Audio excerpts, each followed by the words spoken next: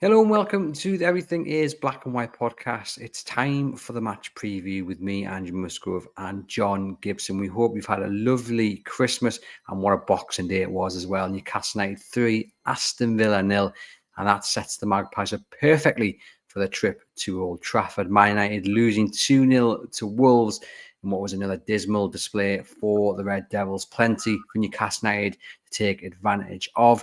John, welcome back to the podcast. Did you have a nice Christmas? I had a wonderful Christmas and I had a wonderful time at St James's Park. Believe you me, that was an absolutely terrific result. You know, when you get to Christmas and you gorge yourself on too much turkey and too much roast potatoes, and it's been like that with Newcastle United, isn't it? We've scored 19 goals in our last 6 League and Cup games. We are really gorging ourselves, and it feels terrific. It really does. It really does. And people know me, I'm a little bit cautious about saying Newcastle United are back, but they're certainly getting there. A win over Aston Villa takes them a step closer to what I would say is the definition of being back. And if they can go down to Old Trafford and get 3 points and win at a ground which they haven't won at since 2013, Johan Kabay, at least in the league anyway, Johan Kabay with the winner that day. They have had League Cup success down there, but not in the Premier League. But, John, everything is set up for Newcastle United to add another league victory to their tally at Old Trafford. Oh, it is. It is. This was the match that we had to get over. This was Beecher's brook on this big run of ours because we could stand accused of beating poorish sides when we beat Leicester up here, when we beat Brentford up here, who were brilliant at home, horrible away. And then when we win at Ipswich, we could stand accused of, well, you should win those games. But Aston Villa wasn't one of those games, and we won it well. And before Emery starts bleating about his 10 men and everything like that, let me state that, in my opinion, yes, the sending off was harsh. It's very difficult to decide on intent when two people clash like that. Does a player deliberately rake his studs down his back and his leg as well, or is it accidental as the fall? Very difficult to determine whether it's deliberate or it's not deliberate. But let Emery look at the situation, realise he was one down at the time. Newcastle won 3-0. They scored three of their goals, which were chalked off. Murphy hit the bar. There was only one team, and Martinez, I thought, pulled off a couple of stupendous saves. So there was only one team going to win that match, and that was a massive step forward for us. I mean, for goodness sake, it took us not just above Aston Villa, but can you believe going into the Man U game, Andrew, we're above Manchester City? Before the season started, who would have believed that? I mean, that is absolutely incredible, and that's where we're about, and it confirmed our not only our attacking capability, but also, by the way, we've had about 3 clean sheets in that run. We haven't been conceding goals either, and I think it's set up for a terrific end of the year at Manchester United, and we go down there in a very different frame of mind. And I know what you said, where we've only won the once in the league, forgetting the League Cup win. We only won once in the league in 2023-24 when Johan Kabay scored. But if you even, that's in the Premier League era. If you go even further back, Andrew, I can remember since the 70s, we've only won twice. I mean, I remember famously going down to Old Trafford after we got knocked out of the FA Cup by a non-league side, Elford, and winning 2-0 down there, the low best and Charlton side, our Supermax side. And I mean, they're the only two victories we've had, so they are forward one. And this is really set up for us to deliver that knockout punch. Because, I mean, are they Manchester United or are they imposters? They're not Manchester United of reputation. If they were called by any other name, we would say they were heading for a relegation fight, wouldn't we? Yeah, I think a lot of people would agree with you. And I think what's really interesting about this game on Monday is that even if Man United were in a decent bit of form, I think many Newcastle United fans would still go down to Manchester in really high spirits, confident that Newcastle United can get at least a point because of the last few weeks and the form that Newcastle United have managed to pick up. But you've got the added bonus, John, that Man United are in a horrendous bit of form. The new manager, Ruben, hasn't managed to sprinkle his magic. Played 10, won only 4, drawn once, lost 5 defeats in the last 7. Losing to teams like Wolves, with all due respect, that's not what was expected of him, even though he's just been in the job a short space of time. So you've got the Newcastle United momentum, but you've got the added factor that Manchester United are just seemingly in this spiral of doom. And I can't see them turning that around against Newcastle United. Fingers crossed they don't. Yeah, absolutely. I mean, they are 7 points in 9 places behind us. I mean, that is absolutely frightening for a club of their standard. And they sacked Den Haag. They got Ruud van Nistelrooy in, who got a couple of results for them. And then this guy come in with a gleaming reputation to turn them round. And he proved himself a very good manager in Portugal. And maybe he will prove himself here. But the job that he's got is absolutely mammoth. And he's made no difference whatsoever to the mess they are in. I mean, on set pieces, can you believe on set pieces, they've conceded 10 goals directly from set pieces this year, in 8 in the last 7 games in all competitions under the new boss. So, I mean, that is a horrendous record that Newcastle must take advantage of and have the armory to take advantage of. And as if it wasn't even better than we hoped for, Bruno Fernandes and Manuel Ugarte are both banned for the game, one with a red card and the other with 5 bookings. And by the way, that they are the 2 main guys in their midfield. I mean, Fernandes is a wonderful talent, but he is a horrendous skipper that's indisciplined and sets a terrible, terrible standard.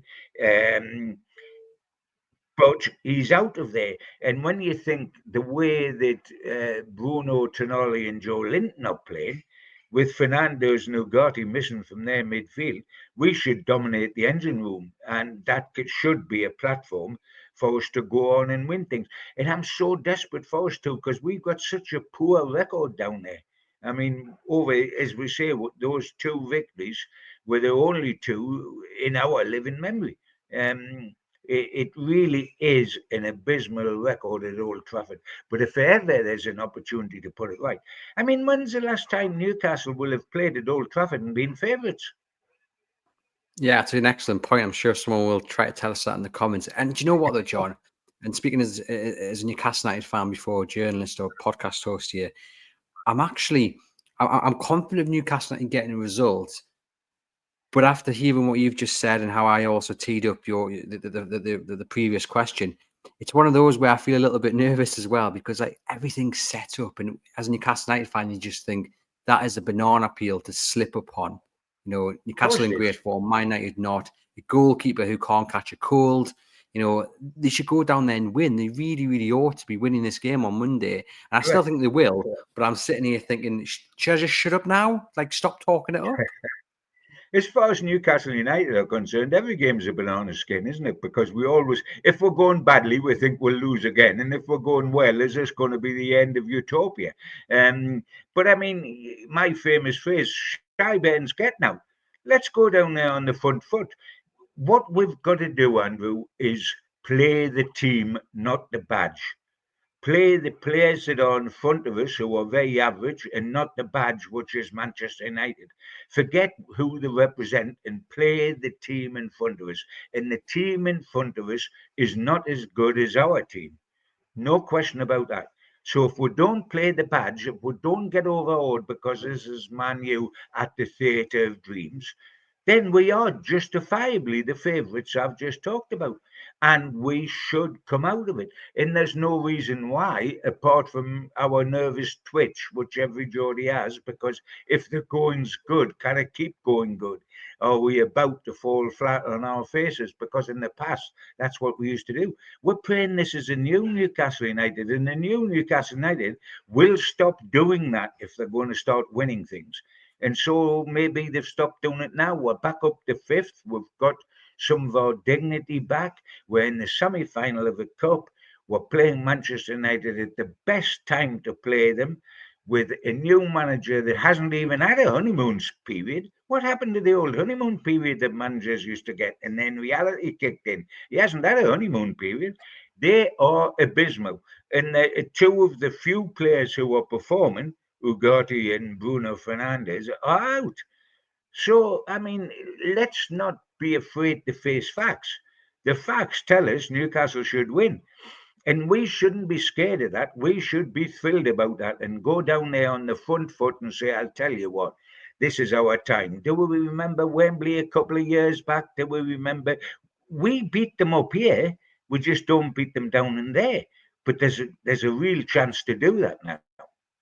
Yeah, there certainly is. And although I say I'm confident and nervous, I will say one thing that Eddie Howe has done for the large part of his time here is change that mindset where I think, you go into these games not dreading them or not dreading them for the most part, and you do think that they can beat these teams. Because, I mean, Man United, as bad as they are, still Man United, they still have that aura about them. But I do think, John, an early goal at Old Trafford on Monday for Newcastle, and the tone will be set. And I think you will see the home crowd getting nervous, maybe getting a little bit angry. And I think the key to that is that first goal, or maybe not even a first goal, John, the first challenge that flies in. If Newcastle show the home crowd that they want it more than the players they're paying to see, I think that'll work in Newcastle's favour. It's all about setting the tone early, whether that be with the first effort, the first challenge, or hopefully an early goal. Well, I mean, Newcastle do early goals now. It was 26 seconds down at Ipswich, and it was, 65, 75 seconds on Saturday against Aston Villa. So we've taken over from, who was it that did, Brentford used to earlier in this season, we're doing all the early goals. Well, we've become the early goal kings. So they will be concerned about that. And yes, you're right, and there is an awe about them because of Manchester United, but I'm going back to what I said. Play the team, don't play the badge. Forget about the over. This side hasn't got an over. This side's got a stink about them. They haven't got an over about them. Let's take advantage of that. Well, I want to play this clip now of Ruben Amorim speaking after the defeat to Wolves. And obviously, we're going to listen to what he has to say. But if you are watching this on YouTube, I think just looking at him, he looks like a man who hasn't slept a wink in weeks. He looks like a defeated man. And for a man who's just taken over one of the biggest clubs in the world, who's just taken the biggest job of his career, he looks like a man who maybe is regretting this decision. I don't think he is, but what I'm saying is he looks like a man under a little bit of pressure. So this is what he had to say in the aftermath of the defeat to Wolves. The idea needs time. I know that I said it before you guys, that this will be a tough moment, and we are far from the end of this moment, and that's it. We have to continue and focus in the next game. No, I managed, but I didn't train, so they need time to train. They are changing completely the way of playing. Is really hard on them. It's really hard on the staff also to pass all the information, and then when you don't have results, it's even harder for them to believe. So we have to continue. We already knew that is a tough moment, and we have to focus on the next game. In this moment, we just have to survive and to win some time to work on the team. We already knew it. We start this. I start this job, and you start with the team, the new idea, without any time to train, with a lot of games, tough games, and then we already knew it. So it's a long journey. Like I said in the first day, we have to continue, and we have to fight these bad moments, but because this is part of football.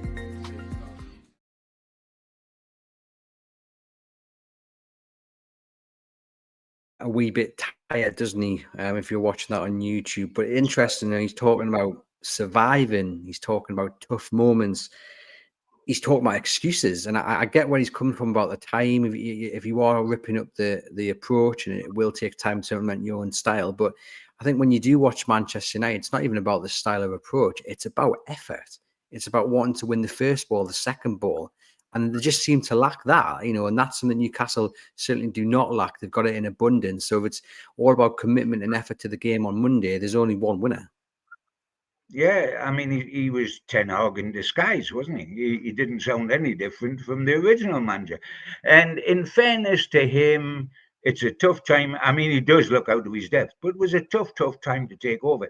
I mean, privately, he asked the club when he was approached to become manager if he could take over in the summer because he wanted that space of time to bring his own players in and then have a pre-season with them. He's been thrown in big time and told to swim, and he hasn't got his armbands on. I mean, it is horrendous for the guy, but that's their problem, not our problem. It's about time it was their problem. I've got no sympathy for Manchester United whatsoever. They went about doing what they thought right, muscling everybody, sacking some of the staff, trying to nick in our director of football, who they then had to they then sacked and had to pay up. I mean, they've gone round with a blunderbuss, haven't they? They've handled the Rashford situation has been abominable on everybody's behalf, the player and the club. It's all been tough for them, and that's fine. I tell you what, when we look at it, Andrew, the city of Manchester, which was the centrepiece of English football for donkey's years, first through Alex Ferguson and then through Pep, they're off going through a bad time now, aren't they? Man City and Man United, what's happened to them? They're both Yeah, trailing Newcastle in the it's league. absolutely, it's crazy, isn't it? And I was looking at the form table actually, John, of the last 6 games, and both Manchester teams are down in the second half of it. Man United 15th and Man City 16th. Tottenham 17th as well, which is one to look out for in a couple of weeks' time. Newcastle Excellent, yes. up to 6th in the last 6 games, picking up 3 wins, 2 draws, 1 defeat, and quite a few points in that time, 11 points in that time. So, but it was just funny to see where Man United and Man City are lying in the form table. But you mentioned there, like, kind of, let's not have a bit of fear about traveling down to Old Trafford. I think one thing that will really excite Newcastle United fans is just the form of the midfield three: Tonali, Bruno, and Joe Linton. And Tonali quite rightly getting a lot of praise, although I did think in the first half in particular he was a little bit careless with the ball. He was giving it away a couple of times. I mean, he'll need to kind of work on that. But for the large part, those three have been absolutely brilliant. But for me, it's Bruno. Bruno, I think, isn't getting enough praise right now. He looks so much better in that kind of freer role where he's allowed to advance more. He's got time to pick a pass. He's got time to be a bit more creative. Obviously, that's aided by the fact Tonali's kind of behind him and sweeping up, and he does that so well. But Bruno, for me, has just looked, you know what he's looked like, John? He's looked like the £100 million player I think he thought he was last season, to be quite honest with you, and I'm all for it. Yeah, so I don't think he's worth 100 million, by the way, but I'm well reassured by that because it means he won't leave us, and he's a vital part of it. He is a quality player who has benefited by moving slightly to the right, and the wonderful thing, Tonali sits and he's got radar vision. He can see the whole pitch. By the way, why have we not been letting in goals? I tell you what, the 2 centre backs off like Tonali sitting in front of them because he's a terrific shield for them. And he takes the ball off attackers and doesn't panic, plays it out. I know a couple of sloppy passes happen here. They're bound to, on the law of averages, they're bound to, especially when you want to play the ball forward instead of sideways, and he wants to play the ball forward. There is a perfect 3 in tandem there, isn't there? In Bruno has found himself becoming what he was when he first arrived here. Tonali's conducting the orchestra from his sitting position in the centre, and Joe Linton's bringing muscle and vibe and personality to the other side. The 3 in the centre are absolutely outstanding. And in saying that, I think the reason why we highlighted and the Newcastle fans highlighted is because early in the season it was a mess, Andrew. People were running through our midfield as if it didn't exist. When we didn't have the ball, it didn't exist. So it is now so much different. But we mustn't take for granted what's happening with the front 3 either, because Isaac's just scoring goals for fun. He's just beating records for fun. That's 24 in the calendar year. I mean, he's just doing it like it's nonchalant. It just happens automatically. Gordon looked a wonderful player again, back to his Vava room, and the way he moved inside and clipped the ball in the top corner. You know, when you start with a goal in 26 seconds down at Ipswich and you score in 75 seconds here, that's the game not over, but it's the flow of the tide is settled. And by the way, and I'm not a huge fan, I appreciate him terrifically, but I'm not obsessed. But I've got to say, Murphy's done a terrific job on the other side recently, both in assists and goals. So while we talk about the midfield three, and justifiably so, let us not take the front three for granted either. Both compartments are working ever so well at the moment. Yeah, they certainly are. And just a couple of stats from the Aston Villa game. Joe Linton, 94% success rate with his passes. Bruno, 96%. Tonali, 87%. But I think more importantly for Tonali, he wins 6 out of his 9 ground duels. Joe Linton, 3 out of 8. And Bruno, 3 out of 10. So you can see there that the two Brazilians not maybe winning as many tackles as we used to, but if they get past those two, Tonali's there's the brick wall that they aren't getting past, and that's wonderful to see. Just before we carry on, remember that this episode is sponsored by NordVPN, and assuming that Santa Claus has been kind to you guys and bought you lots of new devices for Christmas, and it's the perfect time to sign up to NordVPN and keep yourself protected, especially when you're out there using public Wi-Fi, but a host of other benefits as well. And you're also helping us keep all this content for free, which is what we want to do. It costs the same price as a premium cup of coffee every single month, and you get the beauty of being protected when you're using your devices. One subscription can go on to 10 devices, so it's well worth it, cost effective. Help support the podcast. Keep yourself protected. Your support is much appreciated as always.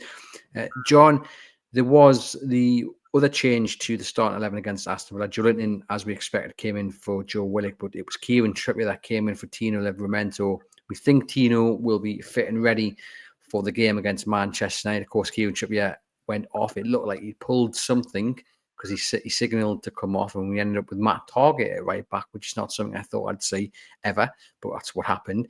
If Tino's back fit, and let's say Kieran's all right as well, is there any question about who starts at right back, or is it Tino back in?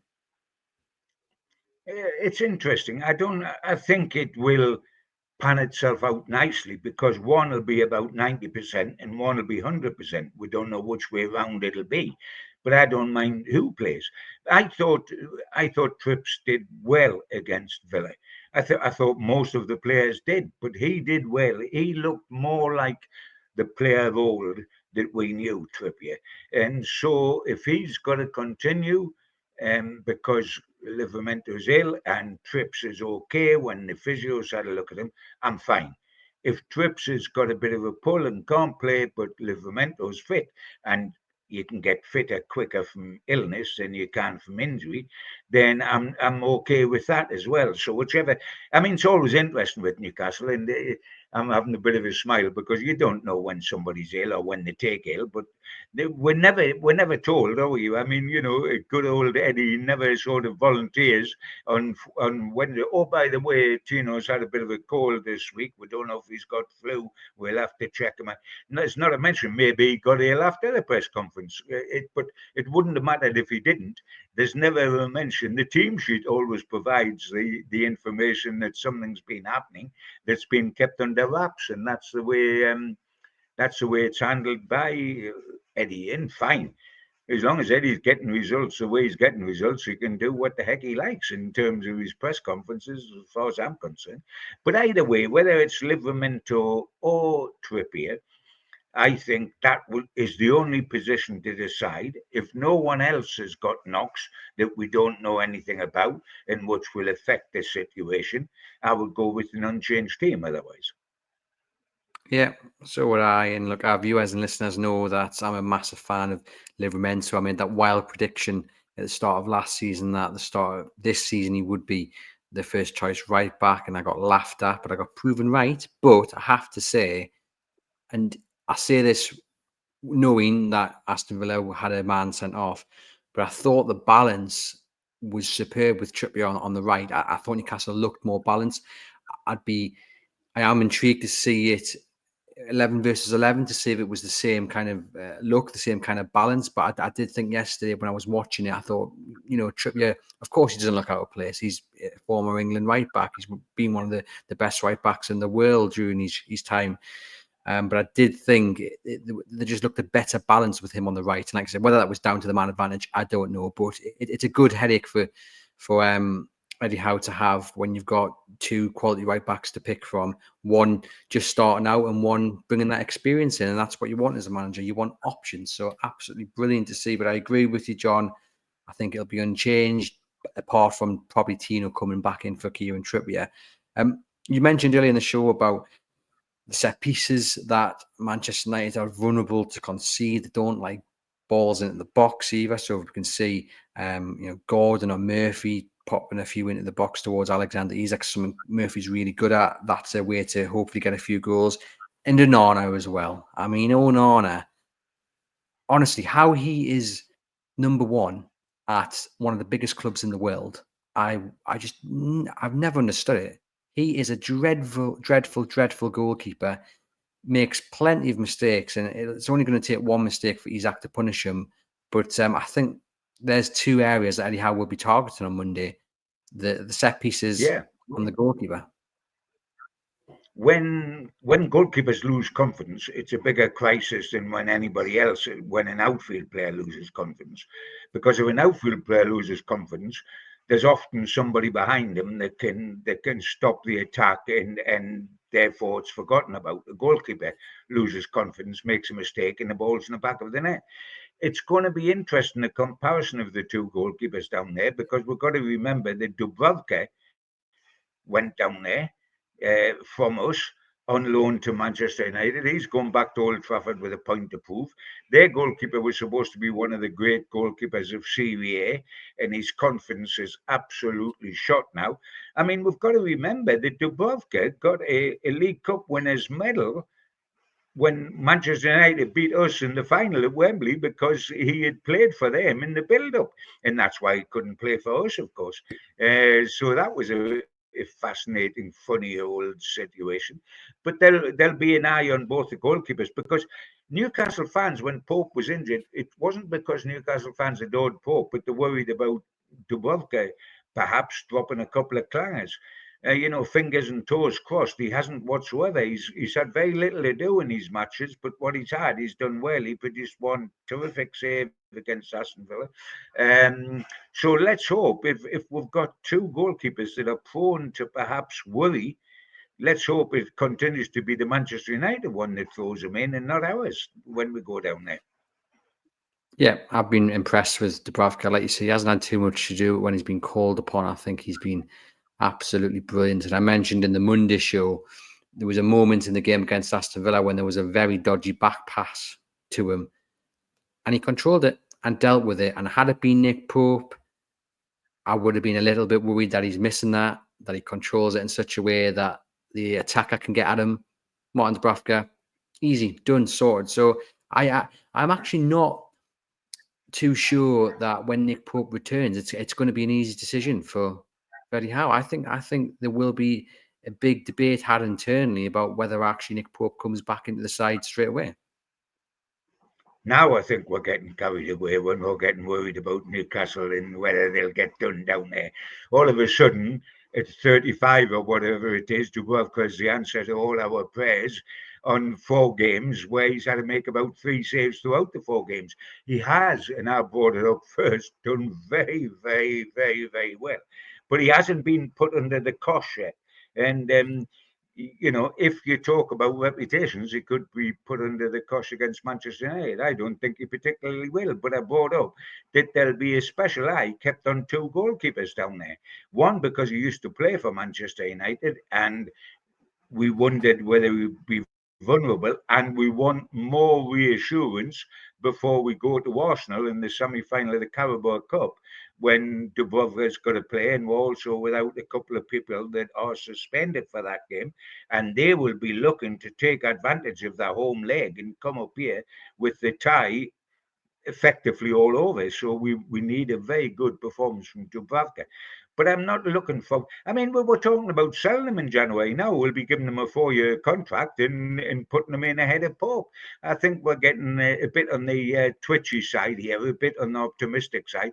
I don't think there'd be any chance of Eddie doing anything but bringing Pope back as soon as he's capable to, without rushing him and risking further injury. I think Eddie always goes with the guys that he rates and the guys that he's loyal to, and that will not be Dubravka, it'll be Pope. I think the possible answer, Andrew, is that next season it'll be neither of them. They'll buy a keeper in the summer.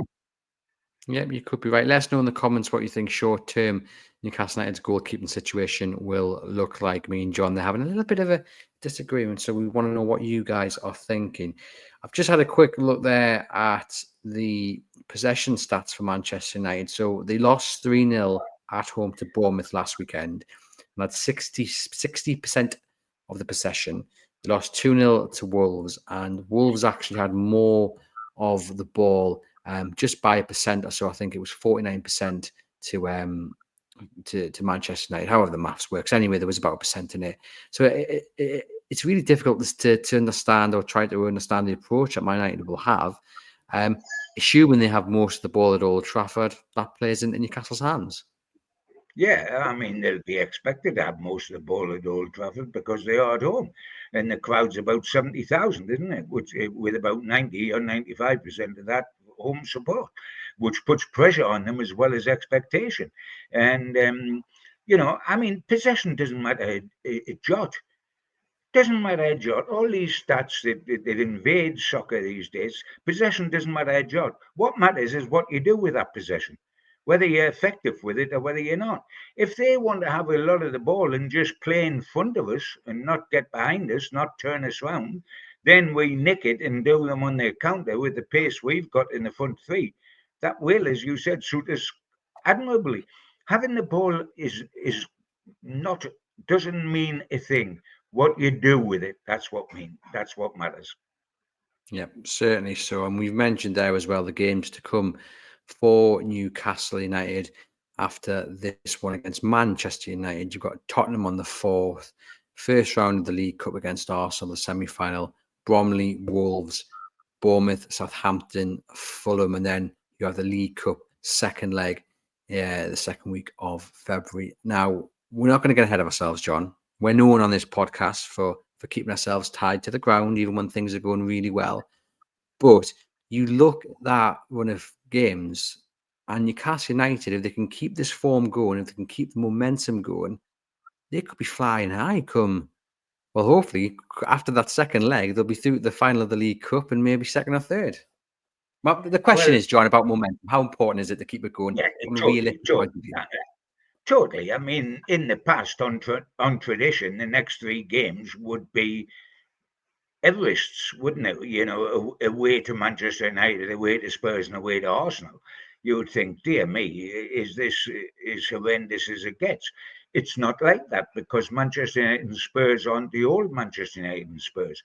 Arsenal are still good. Arsenal will be difficult. That's the standout match where if we have any fear of facing reality, it will be in that game. Okay, Saka will not be playing for them, but we've got 2 people out with suspension and we've got the goalkeeper out. We've just got to come away from the Emirates and still be in the tie. Be just a goal down or level, or if God willing, ahead, for goodness sake. That would be sensational. But we've just got to still be in the tie. But in the league, if we lose to either Manchester United or Spurs, I'd be decimated because we are good enough to beat them too. And who would have said, if we were talking about back-to-back games away to Manchester United and away to Spurs, who would have said 12 months ago, we would have said, we can win both of them, but we can. We certainly can, and fingers crossed we do. That leads us nicely onto the final question then for today's episode, John. How is Monday going to go? I'm taking Newcastle to win. It's long overdue. It ought to happen. We'll never get a better chance of it happening than now, because we'll never be on better form and they'll never be on worse form. I mean, it's almost as simple as that. We will never be on better form. They will never be on worse form. And two of their half decent players are out suspended. We are better than them in midfield, and we're better than them in attack. And I'm only taking the offensive side of the game, because to win you've got to score, and we are better than them in midfield, and we're better than them in attack. Yes, I wouldn't say complacency is the only danger we've got, because I don't think you can be complacent going to Old Trafford because you're worrying about playing the badge, and you shouldn't be. So I don't think we'd be complacent, but just the law of averages, somebody having a bad day, something happening like what happened to Villa, which is a player getting sent off in the first half, and it changes the whole complexion of the game. But that apart, if things go the way they've been going recently, then there's only one United going to win, and it's not the hosts. Fingers crossed it is Newcastle United. I think from my point of view, I am backing them to get the win. I just want them to be a bit more braver than they were the last time they went. Remember, it was May 2024. They lost 3-2, but they didn't really try to hurt Man United. I felt it was I think everyone did. It was a disappointing performance.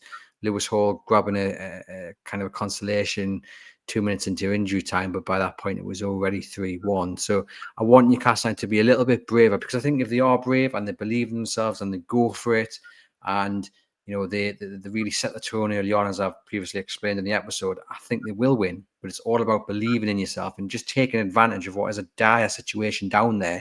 And we don't want to end the year thinking what might have been again against Manchester United at Old Trafford. Go down there, continue this great form you're on, and yeah, they'll get all 3 points.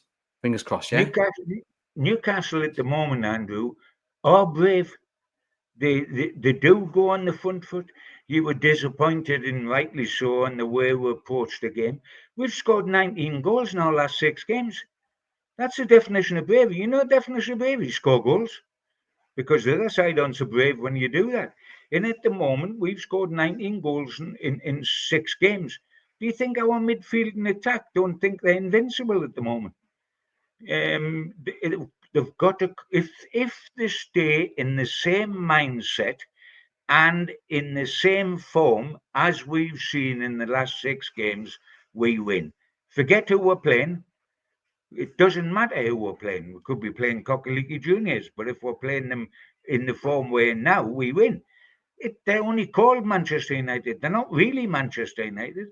Law and Best Bobby Charlton would turn their grave watching that, and we beat them, by the way, them 3.